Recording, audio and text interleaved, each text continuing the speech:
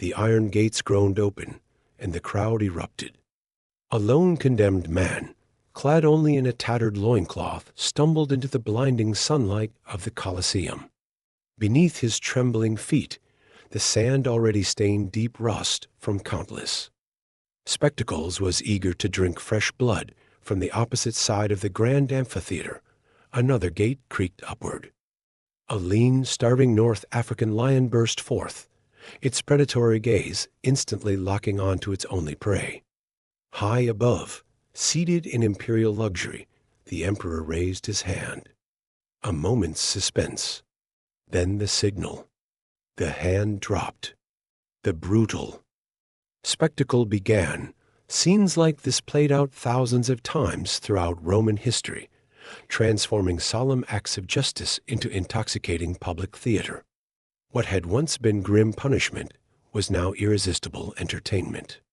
As the poet Juvenal cynically observed, the Roman populace had come to crave only bread and circuses, food to survive, and blood to thrill them. For the Romans, punishment wasn't merely a tool of justice, it was woven into the very fabric of their culture, a civic ritual as essential as prayer or voting. Modern minds recoil at the horror. Ancient Romans called it a duty and a pleasure.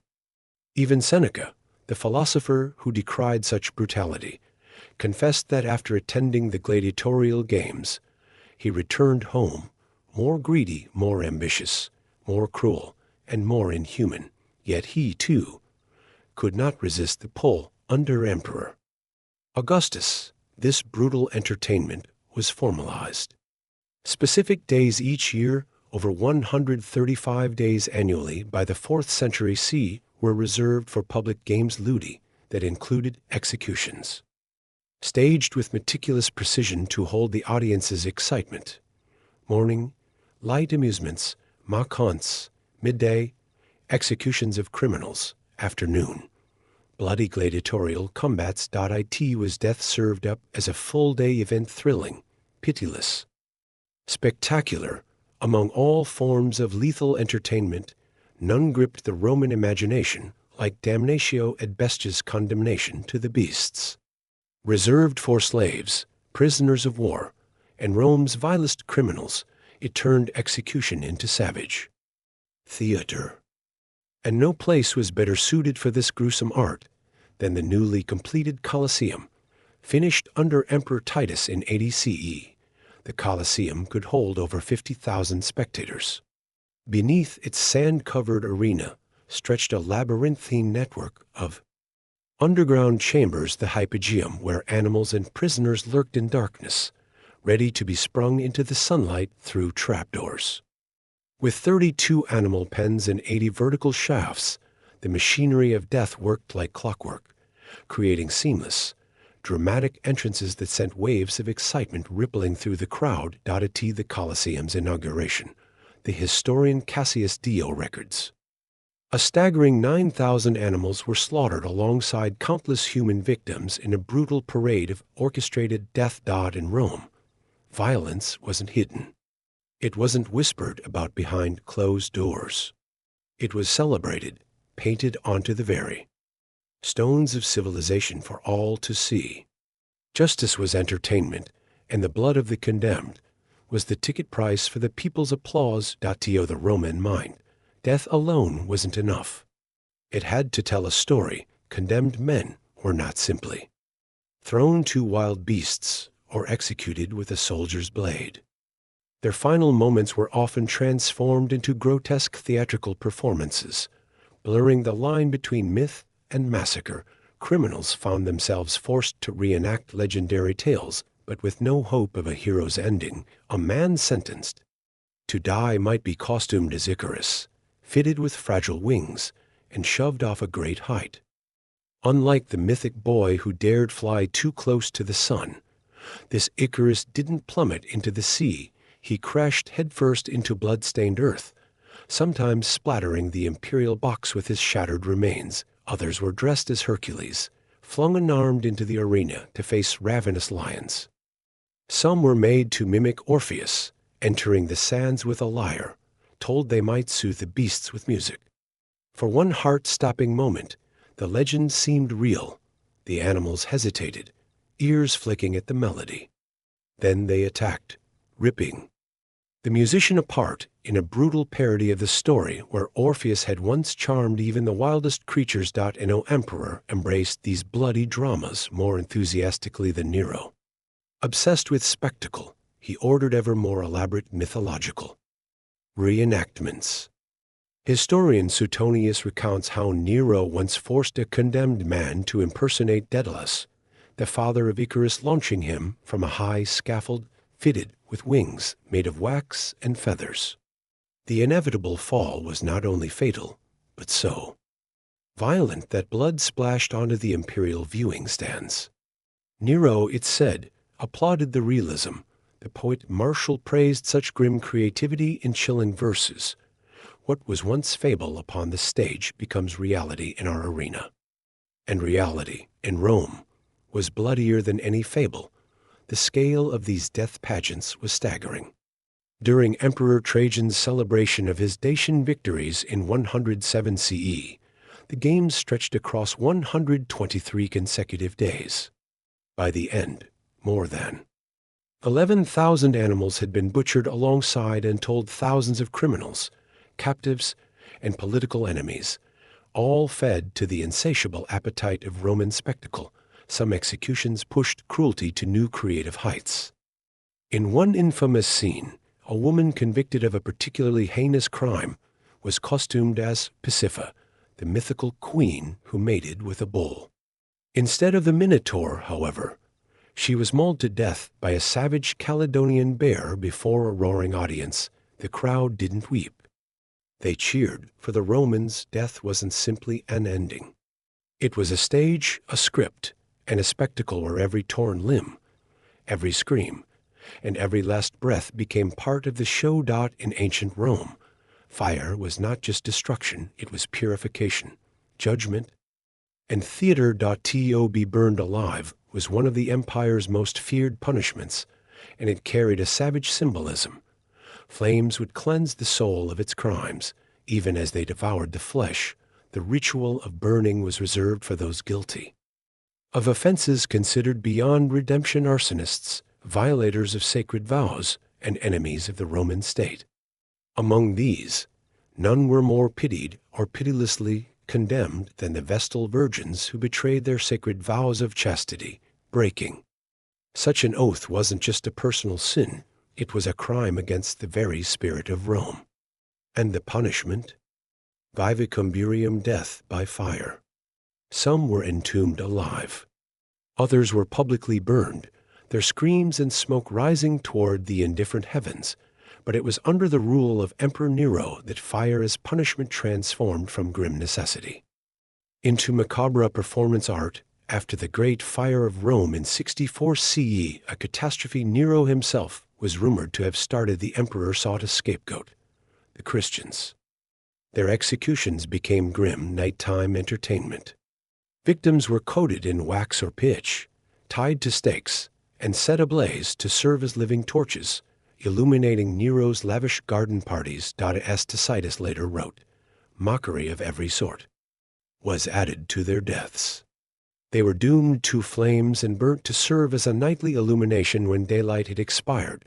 Imagine it, an emperor clad in theatrical costume, driving his chariot among the blazing, screaming bodies while playing the lyre, executioner, performer, and spectator all at once. Not all audiences cheered.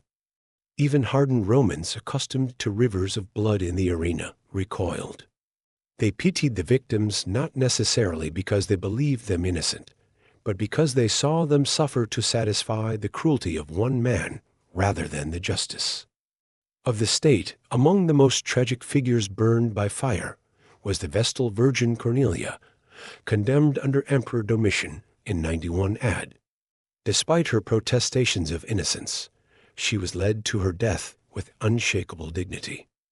According to Pliny the Younger, Cornelia maintained her composure even as she was escorted to her underground tomb, a place where Rome's legal fiction claimed she would naturally die, preserving the law's prohibition against directly Harming a vestal. As she descended into the darkness, she cried out, "How can Caesar think me unchaste, when he has triumphed and ruled under my ministrations?" But Rome did not listen. In Nero's executions, in Cornelia's death, in every torch that lit the emperor's gardens, Rome revealed a truth darker than any flame. Justice could be twisted into spectacle, and suffering could be woven into celebration. The fire that had once been sacred now devoured both body and soul in the name of entertainment. In Rome's legions, death didn't always come at the hands of an enemy. Sometimes it came from your own brothers in arms, fostuarium. The savage practice of beating soldiers to death was not a punishment for ordinary crimes. It was reserved for the most grievous military sins: cowardice, desertion, dereliction of duty. In a society obsessed with discipline and honor, a soldier who fled the battlefield had betrayed not just Rome but his comrades. His death had to be a spectacle, a brutal lesson carved in blood and bone. The ritual was grimly theatrical. The condemned soldier was marched before the assembled cohort. A senior officer, the tribune, would tap him lightly with a cudgel. That single, almost gentle touch was the signal. In an instant, the soldier's comrades, his brothers, fell upon him with clubs, stones, and the butts of their weapons. They beat him until his body crumpled into the dirt. They beat him until he was nothing but a ruin of blood and shattered bone. And if, by some miracle, the condemned man escaped into the wilderness, there was no sanctuary. No family would dare shelter him. He would die alone, rejected by Rome and the gods alike. The Roman military writer Vigetius put it simply: the fear of death at the hands of comrades outweighs the fear of the enemy. There was no greater shame for a legion than cowardice. Punishments had to be public, theatrical, a bloody warning to every soldier standing in formation. In desperate times, the brutality scaled up. During the Second Punic War, when Hannibal's unstoppable armies battered Rome's defenses, the Roman consul Titus Sempronius Gracchus ordered the execution of an entire cohort for 1,000 men for fleeing the battlefield. Though the sentence was later commuted to decimation, killing 1 in every 10, the message was clear. Rome demanded courage, or Rome demanded blood. After the defeat of Spartacus' slave army in 71 BC, General Marcus Licinius Crassus unleashed the full horror of Roman military justice. Those rebels who escaped crucifixion faced public execution by clubbing along the Appian Way. Their shattered bodies served as a gruesome warning to every traveler. Rome's hand was merciless and even. Its own soldiers would not be spared. Sometimes Roman commanders added symbolic cruelty. Pompey the Great, known for his flair for spectacle, once ordered soldiers guilty of theft to be beaten to death, not with ordinary clubs, but with the shafts of military standards, the very emblems of Roman honor, turned into instruments of shame and destruction. In Rome's armies, loyalty was absolute. Failure was fatal. And punishment was not whispered in private, but shouted in blood before the eyes of the living. Some Roman punishments didn't just end lives, they obliterated them. Pulveratio, death by crushing, was reserved for the most despicable crimes: parricide, treason, and blasphemy. Crimes so heinous, the criminal deserved not just death, but erasure, body, soul, and memory alike. The condemned were dragged into public squares or arenas. Heavy stones were piled onto them slowly, agonizingly, until their bones snapped and their organs burst. The goal was total annihilation, no body left for family to bury, no ghost left to haunt Rome's streets. The Roman jurist Aemilius Macer declared crushing the perfect punishment for parricides, those who murdered their own blood. "Let him return to dust," Macer wrote, "so that no spirit shall claim him." But even stone could not match the Romans' flair for theatrical horror. When they acquired war elephants after their victory over Pyrrhus of Epirus in the 3rd century BC, They found a new instrument of execution, one that combined exotic spectacle with devastating efficiency. T grand public games. Condemned criminals, deserters, traitors, prisoners of war were led into the arena. Then, at the signal, massive elephants lumbered forth. Trained handlers directed the beasts with terrifying precision. An elephant could be taught to crush a man's limbs one at a time, drawing out the agony before delivering the final, skull-shattering blow. Sometimes the condemned were dressed in enemy armor, allowing elephants conditioned to attack specific colors or symbols to reenact Rome's victories and savage, choreographed performances. During the Punic Wars, captured Carthaginian generals were forced to meet death beneath the same elephants. They had once commanded against Rome. A brutal, poetic reversal. The Roman naturalist Pliny the Elder marveled at the elephant's skill, noting, "They can be taught to kill by command, slowly or swiftly, limb by limb, as their master wishes." One particularly haunting story comes from the reign of Emperor Claudius. At a lavish execution ceremony, a condemned man was led before an elephant, only for the massive beast to stop. The elephant, it turned out, recognized the man, his former keeper, and refused to kill him. Trumpeting sorrowfully, it stood, still defying its handlers. The crowd, stunned into silence, erupted into cheers. Moved by the scene, Claudius granted the man a pardon, a rare moment of mercy in an empire built on cruelty. Yet such moments were exceptions.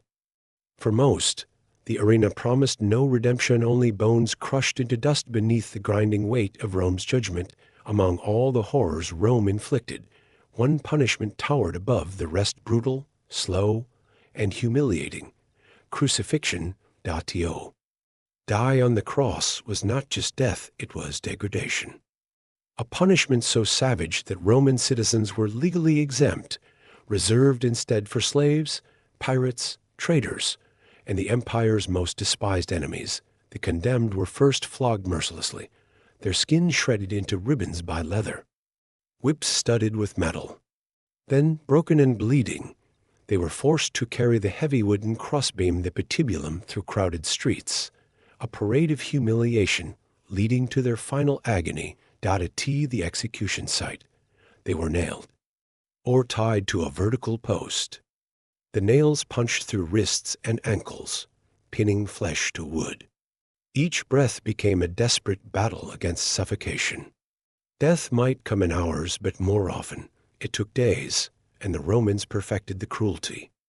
Executioners used small wooden seats called settles to partially support the victim's weight, prolonging survival. The seat wasn't mercy, it was a tool of torture, ensuring the agony stretched on endlessly. The philosopher Seneca, after witnessing multiple crucifixions, wrote, "I see crosses there, not just of one kind, but made in many different ways. Some with the victim's head downward, some impaling their private parts, others stretching out their arms." Rome was inventive in suffering, following the defeat of Spartacus and his rebellious slave army in 71 BC. General Marcus Licinius Crassus unleashed crucifixion on a scale never before seen. Along the Appian Way, the vital artery connecting Rome to Capua, Crassus ordered 6,000 captured rebels crucified.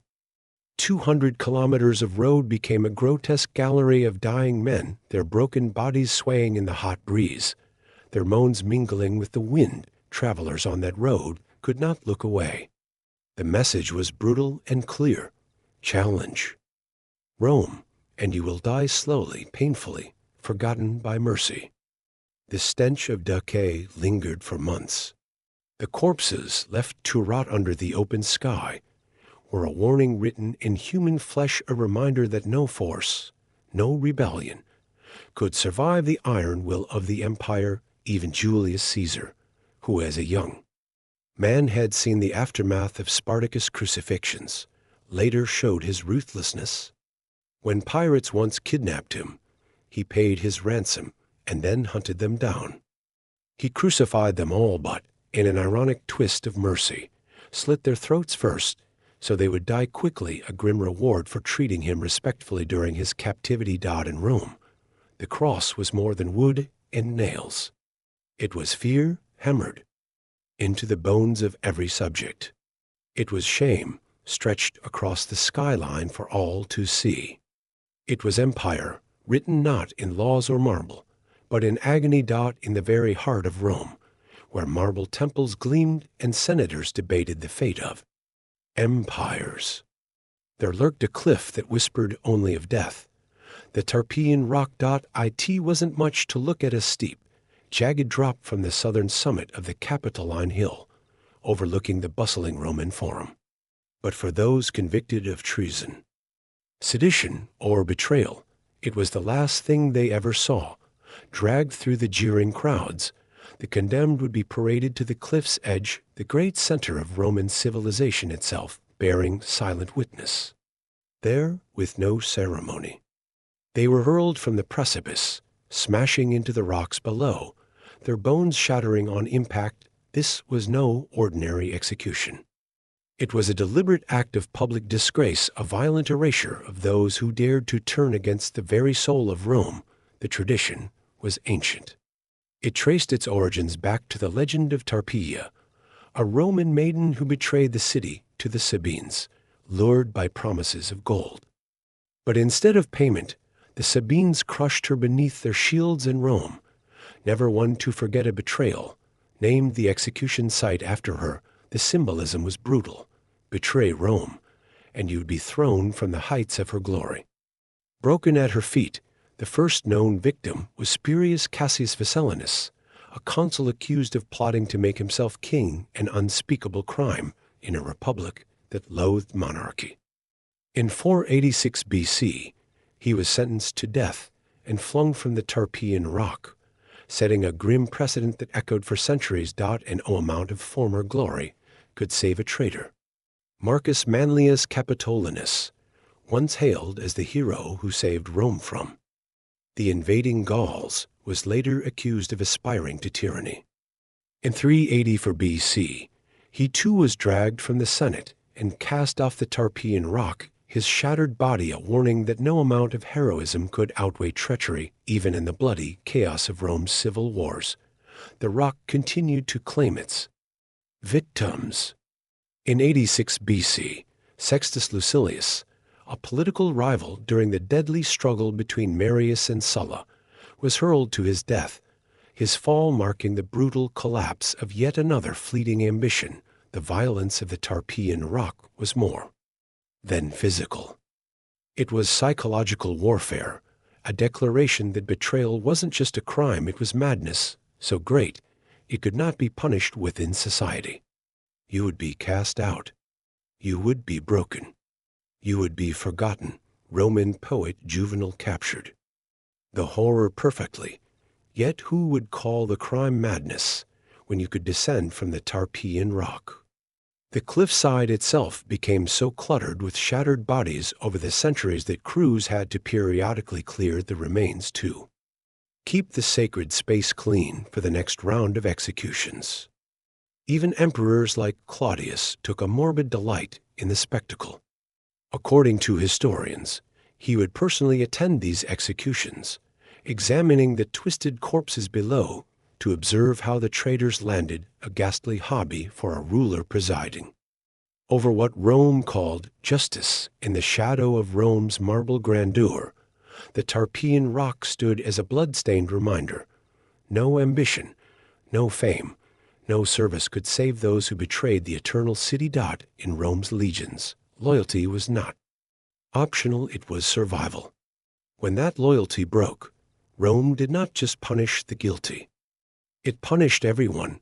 The most chilling example of this was decimation, a brutal ritual that made fear itself a weapon, derived from the Latin word decimare, meaning to take a tenth. Decimation was horrifyingly simple and devastatingly effective. If a unit mutinied, showed cowardice, or fled from battle, the entire cohort was divided into groups of 10. Each group drew lots.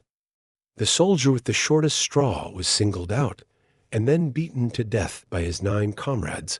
There was no appeal, no mercy. A brotherhood forged in battle was shattered in blood. Survivors were forced to carry the weight of their comrades. Deaths on their backs, an invisible brand of shame that burned hotter than any scar. The Roman centurion Titus Pullo once described it with brutal clarity, a lesson written in blood that no soldier needed twice. Decimated soldiers weren't just left to mourn, they were further humiliated, forced to camp outside the safety of the fortifications. Fed barley instead of wheat, the food of animals, not men. Everything about their existence screamed disgrace, yet somehow Rome twisted even this cruelty into strength. Units that survived decimation often became Rome's fiercest, most unbreakable warriors, driven by the desperate need to redeem their honor. The Legio III Augusta, once decimated for failure in Numidia, later rose to become one of the empire's most celebrated legions, earning the nickname the Emperor's Hammer.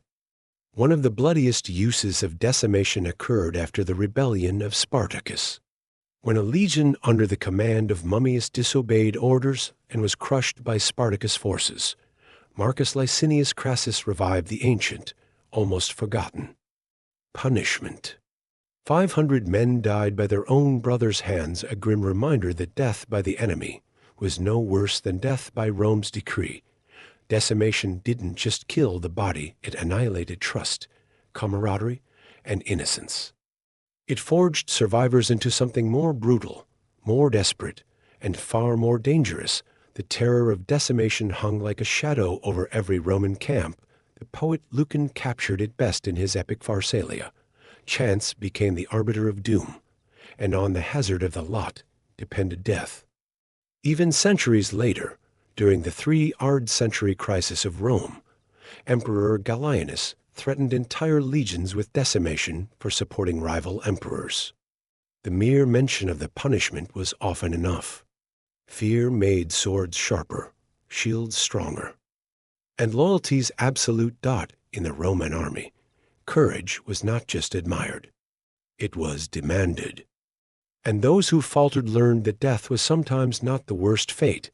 The worst fate was surviving with blood on your hands and guilt carved into your soul. In Rome, death could end a life, but Damnatio memoriae aimed to erase a soul. It was the empire's most terrifying punishment, the systematic obliteration of a person's existence.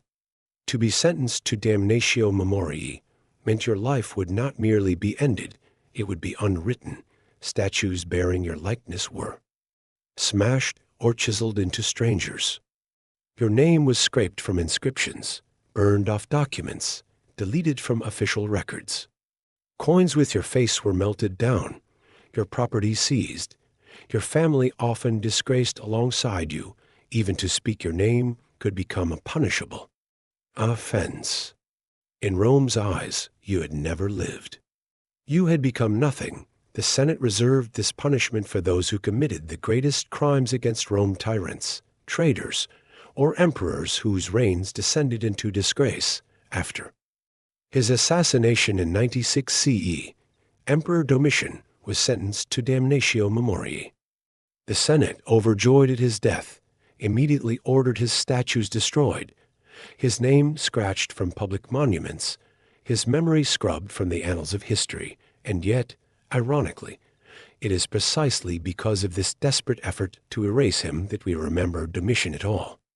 The scars in the marble, the gaps in inscriptions, the ghosts in Rome's stones tell us where he once stood. Even more chilling was the fate of Sejanus, the ambitious Praetorian prefect who nearly seized power under Tiberius. When he fell, his statues were torn down across the empire. His family was annihilated, including his young daughter, who cried, "What have I done? I won't do it again," as she was led to execution, unable to comprehend that her blood alone was her crime. Sculptors of the late empire, well aware of how quickly fortunes could change, began carving statues with removable heads, ready to swap a fallen man's image with that of his successor, as easily as flipping a coin. Even the mad Emperor Commodus suffered damnatio memoriae after his murder in 192 CE, though In the volatile tides of Roman politics, his memory was later rehabilitated, and he was deified by his successor, Septimius Severus, because in Rome, even oblivion was political. Damnatio memoriae was more than revenge. It was power over eternity. Rome understood that humans feared two deaths, the death of the body and the death of memory. And by erasing your existence, Rome ensured that you lost both. The poet Horace once wrote, "Non omnis moriar, I shall not wholly die." But for those condemned to damnatio memoriae, there was no such hope. In the hollowed stones of the Forum, in the mutilated inscriptions, in the nameless gaps where once proud names stood, Rome's most chilling silence speaks loudest. There were many ways to die in ancient Rome, but none as bizarre, symbolic, or horrifying as pena cruelty. The punishment of the sac.it was reserved for a single monstrous crime: parricide, the murder of a parent. To kill the one who gave you life was the ultimate betrayal, a severing of the sacred chain that bound Roman society together. And for that, Rome designed a punishment as unnatural and terrifying as the crime itself. First, the condemned would be beaten with blood-colored rods, a ritualistic scourging to mark them as cursed. Then came the sack, a heavy leather bag, stitched together like a monstrous womb, but the criminal would not enter it alone.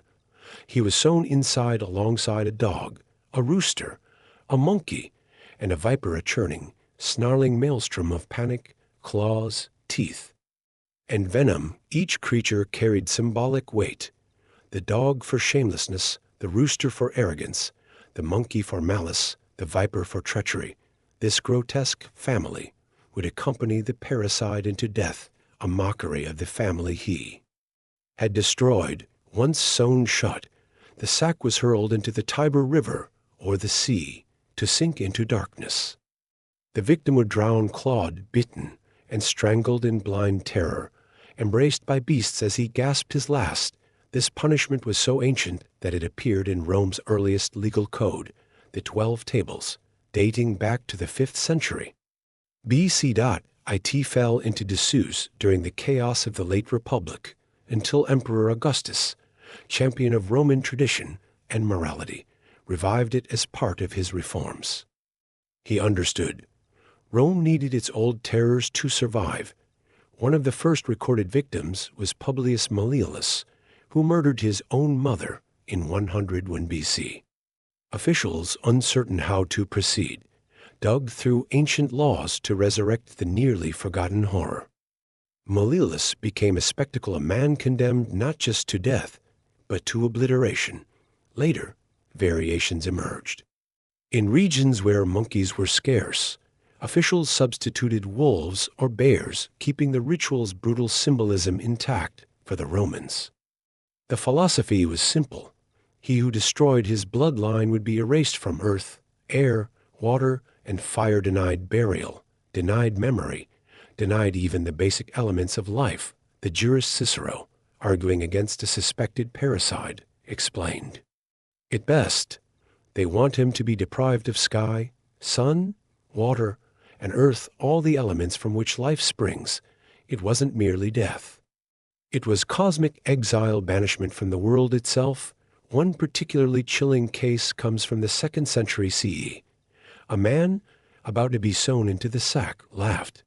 When asked why, he said, "Because today I shall experience what philosophers strive their whole lives to feel, the touch of every element at once." His wit did not save him.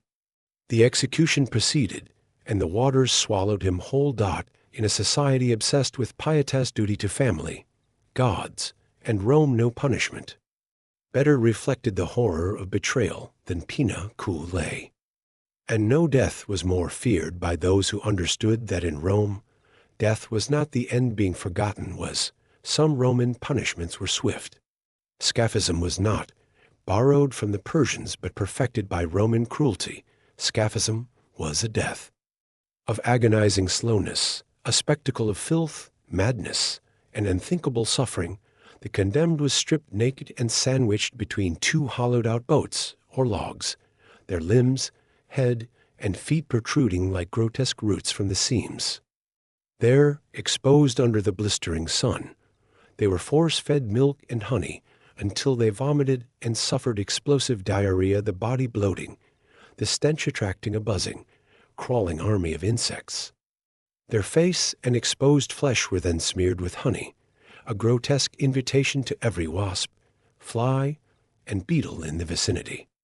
The bugs came in endless waves, crawling into nostrils, eyes, open wounds burrowing into living flesh as the victim screamed into the indifferent air.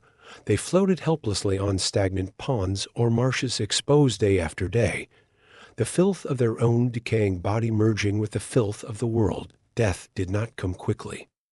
Sometimes it took days, sometimes weeks. The Roman historian Plutarch recorded the horror of a soldier named Mithridates, who endured Scaphism for 17 unbearable days before death finally claimed him after his flesh had been literally eaten alive. Scaphism was rare, but that was the point. It was terror weaponized. A punishment so ghastly that the mere threat of it could break the strongest of men, General Macrinus, who briefly seized power as emperor into 17 CE, infamously threatened corrupt provincial governors with Scaphism, declaring, "They shall suffer their own rot until death is a mercy." It was a punishment reserved for the worst of crimes: treason, sacrilege, espionage, offenses that, in the Roman mind, put not just individuals at risk, but the entire community during Emperor Valerian's bloody persecution of Christians. In the mid-3rd century, the Deacon Sanctus of Carthage was subjected to a modified form of Scaphism, honey smeared over his body to attract swarms of insects, while hot metal plates seared his flesh. Through it all, he repeated only one phrase, "I am a Christian." His unshakable defiance unnerved his torturers so badly that they eventually gave up and beheaded him, an almost merciful end. The Roman philosopher Seneca, reflecting on such punishments, wrote grimly, "Some punishments are devised not to correct the soul, but to savor cruelty." Scaphism was cruelty given form, a punishment that didn't just kill it unmade. Slowly, publicly, until only a rotting husk remained, drifting on the water, a lesson in what happened to those who betrayed Rome's trust. The Romans understood. Sometimes fear itself was the sharpest sword dot in Rome. Fire was not just a tool of death, it was a sacred force of purification and damnation. But when the flames were turned against the guilty, they were wielded not to cleanse, but to torment. Mors per ignem, death by slow fire, was one of the cruelest punishments in Rome's arsenal. It wasn't a simple burning at the stake. It was suffering, drawn out with surgical precision. The executioners were artists of agony. The flames were kept low, carefully controlled. The condemned would not die in a sudden rush of smoke and heat, but inch by inch, flesh by blistering flesh. Sometimes victims were roasted slowly on iron grids called criticuli. Sometimes they were lowered into boiling oil, their skin peeling away in sheets. Sometimes they were locked inside bronze bowls, massive sculptures heated from beneath until the victim roasted alive, their screams echoing through pipes designed to mimic the bellowing of beasts. This was no random cruelty, it was a dark ritual. Fire, sacred to Vesta and Vulcan, was thought to purify. But in the arena, it purified the city not of sins, but of sinners. One of the most harrowing examples comes from the Roman colony of Laguna, modern-day Lyon, in 177 CE, where the Christian martyr Blandina was bound to a red-hot iron chair. Witnesses recorded that she remained conscious through most of the torture, her prayers drifting into the smoky air as her flesh sizzled. Even Rome's humor could not escape its cruelty. In his dark comedy, The Prisoners, the playwright Plautus joked about roasting a man slower than a duck in a cold oven, a grim reminder that even laughter in Rome was steeped in blood under Marcus Aurelius. The self-proclaimed philosopher king, a false prophet named Alexander, was publicly executed in the Roman Forum, roasted alive on a heated metal seat, his death staged as a lesson in humility and divine justice. The Roman jurist Ulpian categorized death by fire as summa supplicia, the highest and most fitting punishment for the worst crimes. Arson, treason, sorcery, each offense symbolically linked to the flame, and each deserving of destruction by it. But what began as solemn ritual eventually degraded into public spectacle. Crowds gathered to watch bodies blacken and split. They cheered as flesh turned to ash, as smoke wove its fingers toward the sky. Fire no longer cleansed. It entertained in Rome. The fire was not merciful. It did not consume quickly or gently. It taught, it terrified, and above all it endured, because in the eternal city, justice burned brightest when it burned slowest. In the cruel theater of Roman justice, no punishment was more haunting than live burial, known as the Collegium.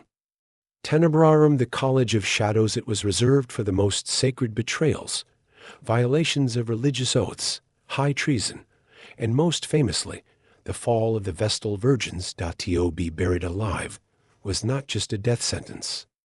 It was an erasure, a slow obliteration of body and soul, swallowed by darkness itself. When a Vestal Virgin was accused of breaking her vow of chastity, Rome's law forbade spilling her blood. She was sacred to Vesta, keeper of the eternal flame. And so, in a grim legal fiction, the Romans claimed they would not execute her. They would simply abandon her to the earth. The condemned Vestal was dressed in funeral robes, paraded through the streets in a covered litter, while the crowds, silent and somber, watched the living dead pass by. She was taken to the Campus Celeratus, the field of transgression, near the Colline Gate. There, a small underground chamber awaited, furnished with just enough: a bed, a lamp, a morsel of bread and water, a cruel mockery of survival. Lowered into the tomb, she would be sealed beneath tons of earth, left in total blackness. Her breaths would grow shallower as the air thinned. There would be no escape, no rescue. Only silence. Only darkness. Only death. The most tragic among them was Cornelia, chief Vestal under Emperor Domitian. Despite her tearful protests of innocence, despite her cries that she had performed her sacred duties while Domitian ruled and triumphed, she was buried alive in 91 AD. Pliny the Younger recorded the scene. As she descended the ladder into her tomb, her funeral robes snagged. When the executioner offered his hand to steady her, Cornelia recoiled even in her final moments, refusing the touch of a man, guarding her purity to the bitter end. The psychological horror of live burial was unparalleled. Other punishments hurt the body. This one devoured the mind, forcing the condemned to confront death inch by inch, heartbeat by heartbeat, in suffocating darkness. And it was not reserved only for Vestals. After the Catiline conspiracy in 63 BC, several captured plotters were reportedly buried alive beneath the Tullianum prison, in chambers so small a man could not even lie down. They stood until exhaustion collapsed them, and the blackness claimed them. In the Roman imagination, to be buried alive was to be cut off from the world of the living and the dead, denied the funeral rites that ensured safe passage into the afterlife. The soul of the buried would wander forever, trapped between realms, a ghost, both cursed and forgotten. The Roman poet Lucretius wrote of humanity's deepest fear, the deep darkness of death and the eternal silence. Through the Collegium Tenebrarum, Rome did not just punish. It made nightmares real. As we reach the end of Rome's blood-stained road, one truth towers above all. The eternal city did not merely build monuments of stone, it built monuments of fear. Rome's punishments were never just about death. They were about spectacle, about power, about memory. Each execution, whether by beast, by flame, by stone, or by slow suffocation, carried a message sharper than any sword: defy Rome, and you will not simply die, You will be erased. You will suffer, and others will watch. And remember, beneath the soaring arches of aqueducts and the meticulous order of Roman law lay a darkness just as grand, just as deliberate. The same civilization that gave the world roads, legal systems, and philosophy perfected the art of public suffering calculated not just to punish bodies, but to control minds. They understood a timeless, brutal truth. Pain is power. Memory is control.